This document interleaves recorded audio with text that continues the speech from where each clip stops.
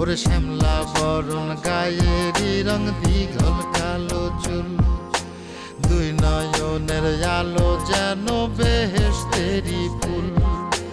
হীরা মন পাখি রে তুই, হীরা মন পাখি, হীরা মন পাখি রে তুই, হীরা মন পাখি।